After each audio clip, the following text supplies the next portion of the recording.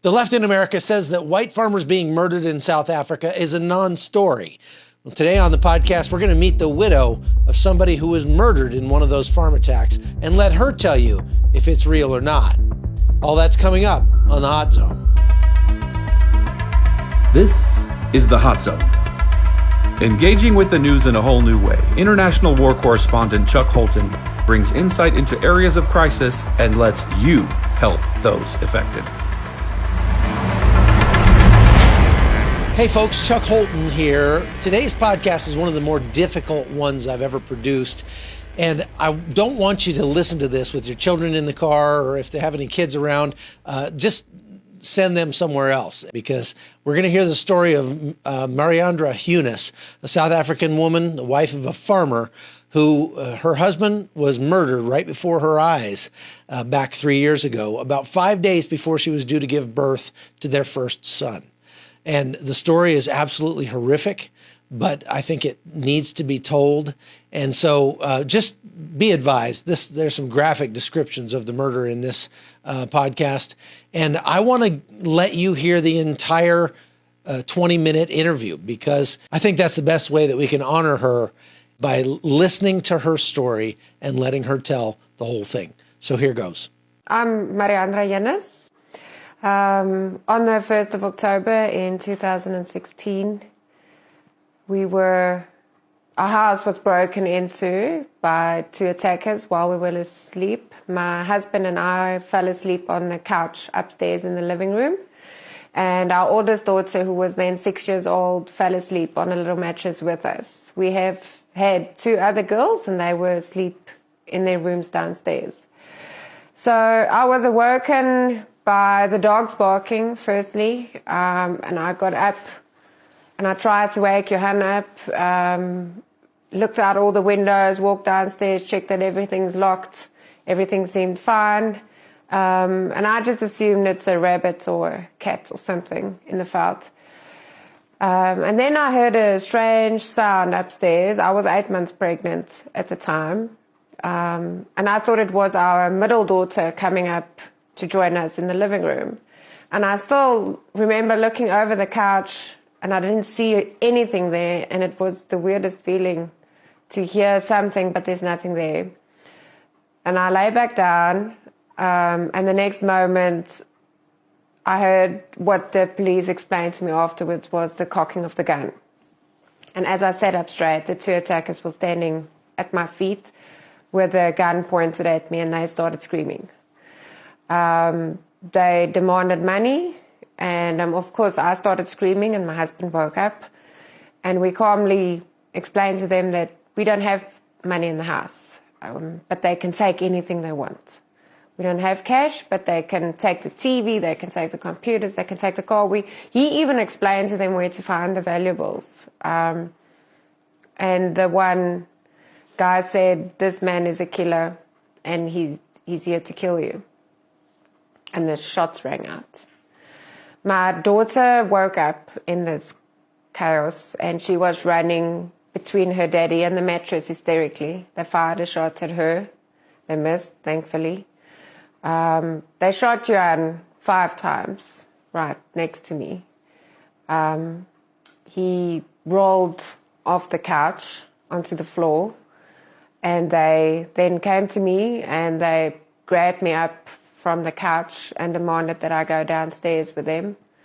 I refused, because I didn't want them to go near my other two children, and also, you hear about these farm attacks and you never think it'll happen to you until it does. And I didn't want to go down. Start that sentence again, please. She coughed back there. You hear about the farm attacks. You hear about the farm attacks and how gruesome it is and what happens. And you know it's a reality, but you never think it will happen to you until it's in your house. So when they demanded to take me downstairs, we had a little struggle. I refused, because I know if they take you aside, they normally rape you and then you get killed. So at that point, my little girl put her hand up and she said to them, "You want money? I've got money." I have a piggy bank. You can take my piggy bank. Just leave my mommy alone. And I still remember I wanted the floor to swallow her. I said to her, no, keep quiet. Don't move. And at that point, Johan got up for the very last time. And he gave 2 steps forward and he said to them, please. And it sounded like he was crying when he said that. My daughter afterwards told me that he, in fact, was crying. There was blood coming out of his ears, out of his nose. And the one attacker said, just kill him, brother. Just kill him. He still waved his hand like this. Both me and my daughter screamed and pleaded and asked them, please don't. To no avail. They pointed the gun at his forehead and shot him, execution style. So he was shot 6 times right in front of us. He fell forward on his face at my feet. They then stormed me again and they put the gun to my head and they asked me where the other children are. And I said to them, please, just leave. You've done enough. You've done enough. And without a word, they turned around, casually walked down the stairs, unlocked the front door, and left. They only took our phones, so I couldn't phone for help. So in those next moments, I couldn't phone for help. So I considered running to the neighbors, which is too far, and it's in the middle of the night, and I was heavily pregnant with the 3 little girls. It just seemed too dangerous. So then I realized I had to make sure if Johan is dead, because I couldn't feel breathing, but I wasn't sure. And as I turned him on his back, I saw the head wound and his eyes, and that's where I had to decide to leave him alone there and get the kids to safety. So we got in the car and we sped off to the nearest fuel station, which is 10 minutes away, where we found the police and the ambulance, for what it's worth. That's what happened that night. Did they ever catch the killers? No. Can you put it in a sentence, please? Yes, they caught the one attacker, the one that gave the instructions. The court case is ongoing. I testified against him in December, and they postponed the case. So I don't know where it's going or when it'll resume. But the shooter, the police said to me, there's no leads. There's no leads. So, no. I still have no idea how they targeted our family. I've put quite a lot of research into the farm attacks after it happened, and still there's no indication as how they decide who's next, which is a big thing for, as part of creating this awareness, is that we don't know who's next. You don't know. You can have the security in place. We had electric fences, we had burglar bars, we had big dogs. They also, this is their profession, so they do their homework, so we don't know. What happened to your dogs? They weren't harmed in any way. I still, to this day, can't understand how they got past them. I don't know. Okay.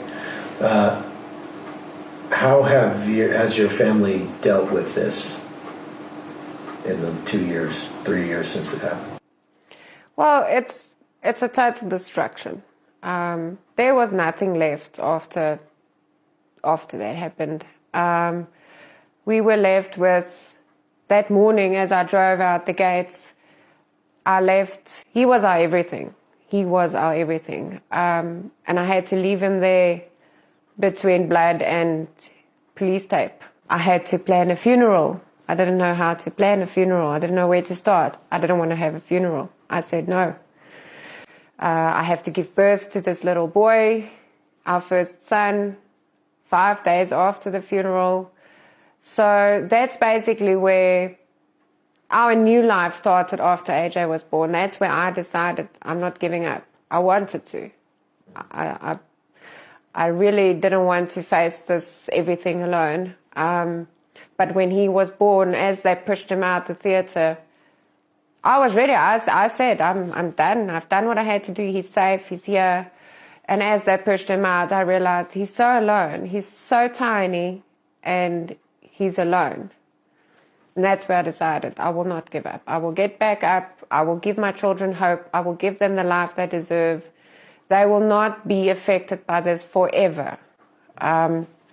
Unfortunately, my oldest daughter is diagnosed with severe PTSD. She was on antidepressants. We see a traumatologist frequently. 2 years down the line, she is starting to heal. She has forgiven them, which is huge. It's huge. And I said to her, do you know what that means? And she says, yes, it won't change anything. And from there, she started healing. So I learn from my children more than where I'm trying to be this beacon of hope for them. Because in their innocence, and also the four of them, they each have a different way of dealing with this. They have a different way of dealing with the loss and the trauma.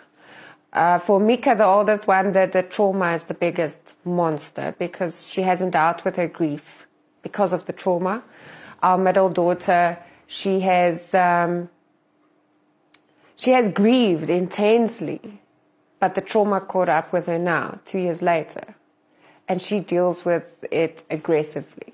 So she has this aggression. She's angry at them. She's angry at Daddy. She's angry at me. We could have done more. Why didn't we lie to them and say to them, we have money? The youngest, she was 2 when it happened. And I actually thought she'll be pretty much unaffected by it because she was so small. But she misses him so much. She's on a light antidepressant now because she has nightmares every night. She remembers. She remembers. And they can, both of them that were in their rooms downstairs, can tell me exactly what happened because they heard everything. And then of course little AJ, he doesn't know our life now to be any different. So I think he's the one most untouched by it, although he also has signs, he also has triggers, loud noises, screaming, clapping sounds. It freaks him out. It's... Has your faith helped you? Yes, my faith. If it wasn't for that, I would be lost. More about that. Definitely. I don't believe that this is part of God's plan. I don't think He plans these evil things. People have free will. And this was people. They pulled the trigger. They did this. It's not God. He's there. He was there. He protected me and the children for a reason. Not that I say he let Johan die. There was no other way. And the one thing that I held on to after that, the first year, was He will make this work together for the better. He will take all this broken family and He will make it work. And that's what I held on to. And that's why I said I will get up and I will make the best of what we have left, where we are. And what's been the hardest part for you? The hardest part, I'm still battling with the trauma of that night. I'm still battling with the flashbacks and the triggers, and to see someone you love so deeply being so hurt, and he was killed like a dog. They had no regard for his life. And I actually asked the forensic team afterwards, I said to them, would he have had a chance of survival if they didn't shoot him in the head? And they said to me, Mrs. Yennes, he was already dead. I said, he wasn't. He got up, he spoke to them. They said he was shot so many times, he had no chance. So, in a way, and I've battled with this, I've made peace with the fact that he's dead and he's not coming back. I struggle with how he died. And I don't think if justice is served, I don't think if they go to jail and they are caught, it will make me feel any better. Because it won't change anything, firstly. Secondly, they stay in jail for free, they get their food, they have a roof over their head for free, where I now have to work my butt off to provide for my children because of them. So I don't think it will make me feel any better. The government of South Africa has all but endorsed these murders. How does that make you feel? How does that? I mean, that's just hard for me to even comprehend. But I mean, how do you even work through that? It's very hard. I seldom get bitter or angry because I feel it drains my energy where I can put it to good use. But if these farm attacks, they don't stop. They don't stop. It's almost daily. And we've become so used to it. We've desensitized completely because there's been another farm attack. There's been another murder. Oh, it's not a bad one. They survived. And I started classifying them as this is a good one, this is a bad one, and it's horrible because I can also say that surviving this is worse than dying because you have to live with it forever. So it's horrible to say it's a good one, they survived. But the government, they don't acknowledge it, they dismiss it. And that makes me very angry because they have special task forces for Save the Rhinos, abuse against women and children, even the cash and transit heist, they had a special. Why not for this? It's a daily occurrence. It's horrible. It's brutal. Why do you think the government has all but encouraged these things with the kill the Boer and kill the farmer and the songs that they sing and things like that? Why do you think they would do that? There must be I feel that they are complicit in these murders because they endorse these people saying the hate speech and it fuels this racial tension in the country. And it's almost like it's justified by apartheid. I've been asked many times, is it not just payback for apartheid? I mean, really, no. But if apartheid was evil, then this has to be evil. Absolutely. Any second grader knows that two wrongs don't make a right, and it's profane to say that. It's vulgar to even insinuate that there would be any justification.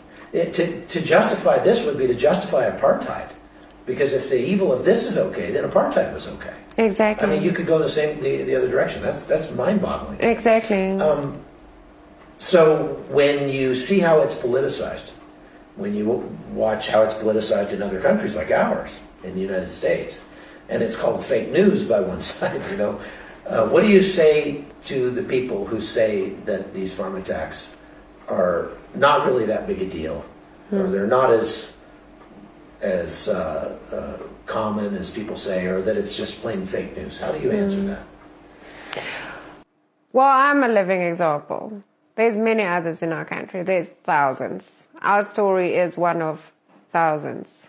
And yes, I wish it was made up. I wish I could make this up. I really do. Sometimes I really do wish to say, yeah, we made it up. It's fake. That would be awesome, but it's not. It's so horrible that people say it's fake. And it happens to normal people. Normal, your average Joe Soap. It's not activists or... It's nothing. There's none of that. It's normal, happy families that it happens to. Farming is not supposed to be a dangerous profession. No, but it's the most dangerous in our country. Can you say that in a sentence? To be a farmer in our country, in South Africa, is the most dangerous job. So can you say farming's not supposed to be a dangerous job? Yeah. Farming is not supposed to be a dangerous profession because they're the providers. But in South Africa, to farm is one of the most dangerous jobs to have. The Hot Zone is produced by Amy Holton and Livefire Media. Copyright 2019.